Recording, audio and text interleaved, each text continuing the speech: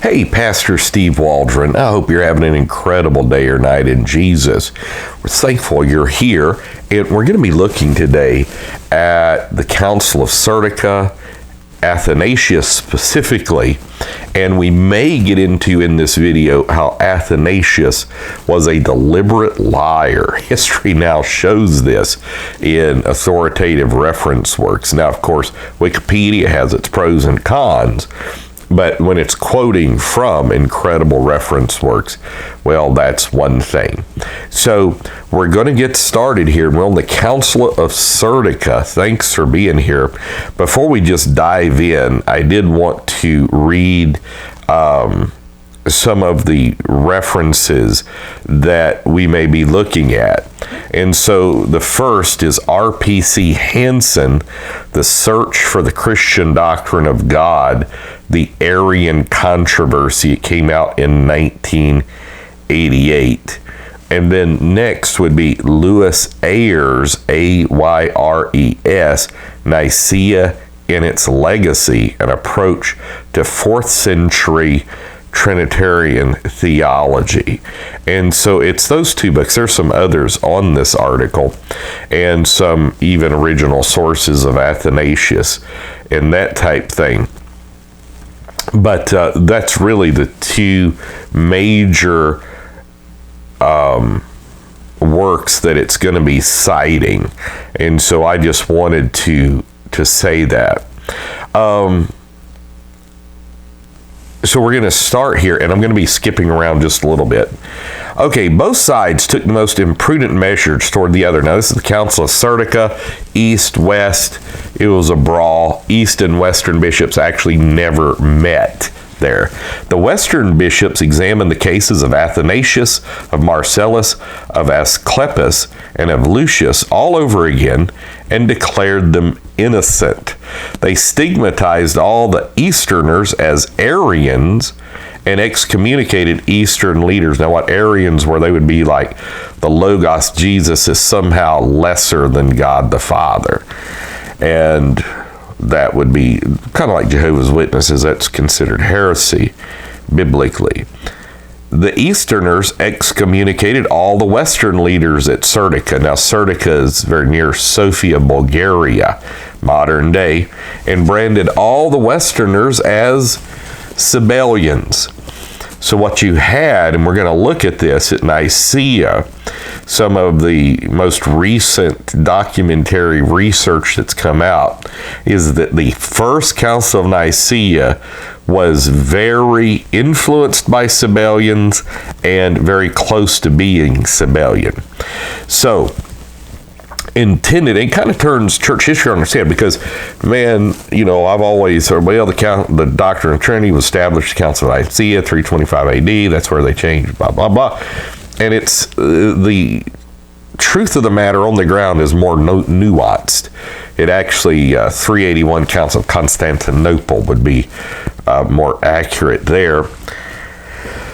So, They have, and now they were having councils all the time. They'd had a council of Philippopotamus, they'd had a council of Antioch, and so then this was one in an attempt to let's get everything straightened out. So there was no orthodoxy at this time. People say, well, we believe in the Orthodox ecumenical creeds. Well, there was no orthodoxy, and it showed orthodoxy was, if it was a statement of faith that was oneness that Tertullian referred to. So, and that, but not just Tertullian, like in their Paradoxine by Hubner, put out by Briel, goes and says, well, that was the original faith. And Harnack's kind of run into that as well. Jaroslav Pelikan from Yale, lots have done that. So the Council of Nicaea, this dispute that prevented the entire council from meeting already began at Nicaea, where Alexander, now Alexander is the bishop at that time of Alexandria, Egypt, and he had a deacon by the name of Athanasius, who history now shows played almost no role at Nicaea. He was there, but he was very young. And so Alexander formed an alliance with Marcellus and some other Sabellians. Simonetti estimates the Nicene Council as a temporary alliance for the defeat of Arianism between the tradition of Alexandria, led by Alexander, and Asiatic circles such as Eustathius and Marcellus, whose thought was at the opposite pole to that of Arius. Eustathius and Marcellus were Sabellians. Alexander accepted virtual Sabellianism in order to ensure the defeat of Arianism. And let's see what reference he gives there. Yeah, that's Hanson's Search for the Christian Doctrine of God. Marcellus learnt the main lines of his theology from Eustathius, who was Sabellian.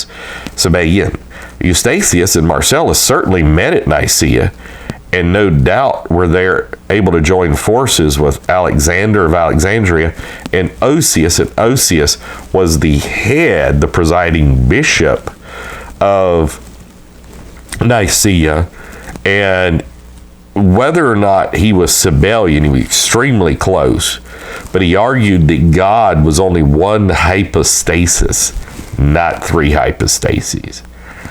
All right, so since Constantine had taken Alexander's part, Alexander's alliance was able to dominate the council.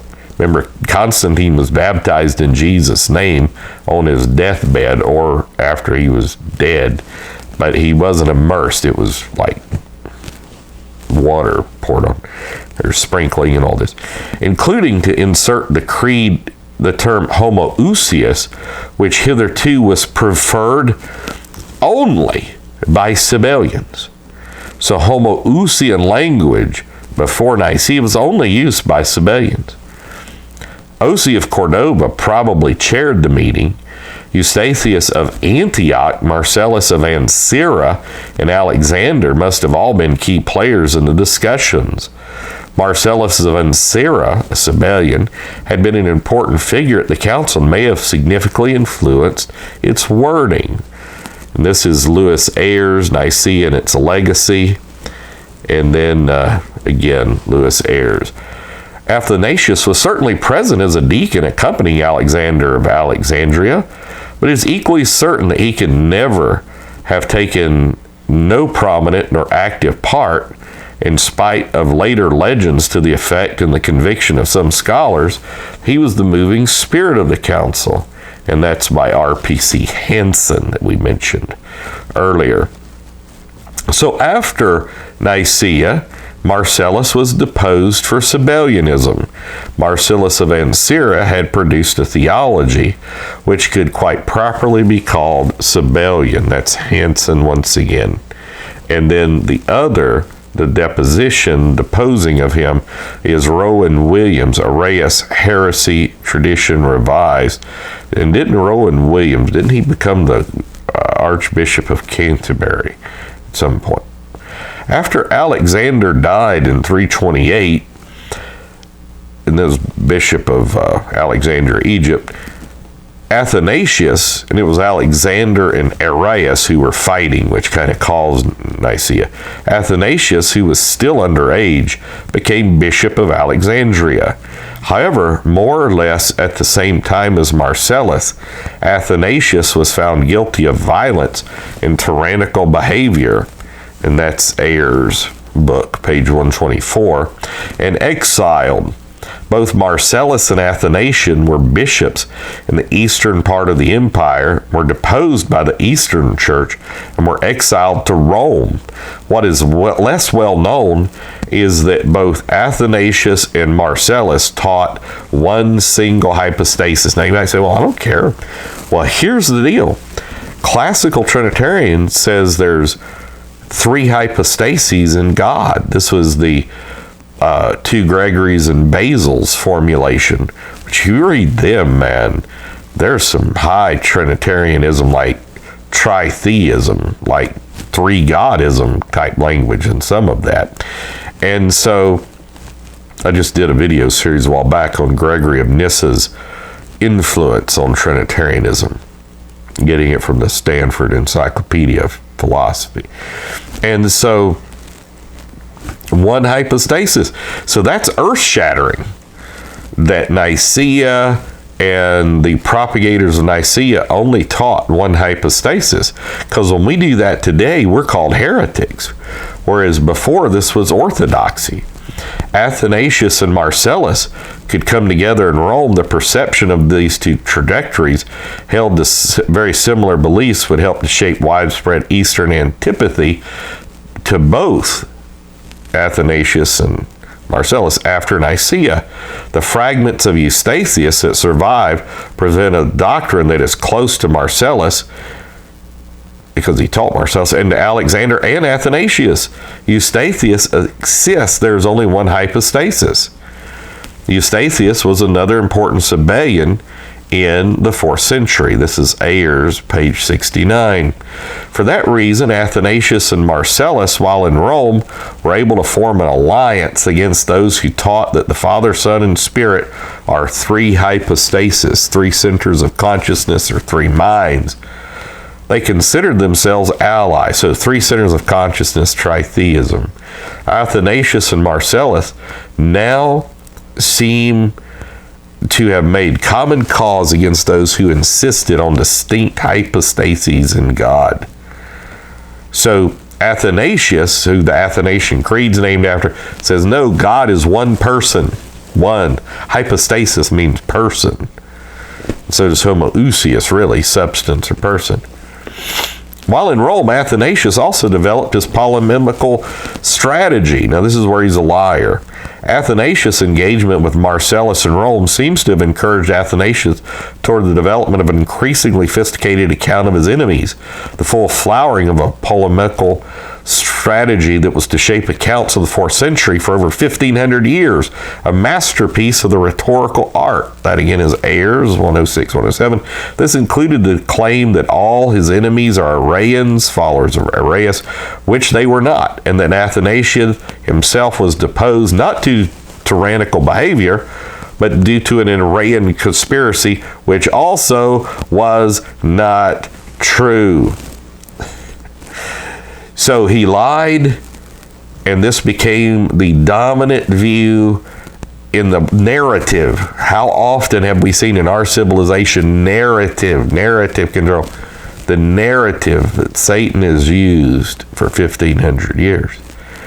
When really, they believed one hypostasis. He later, again lying, in 362, he says, I never said that, when there's documents saying he said that. So God bless you. Believe in one God. The mighty God is Jesus. The Prince of Peace is He. The everlasting Father. The King eternally. We'll see you later. God bless. Bye.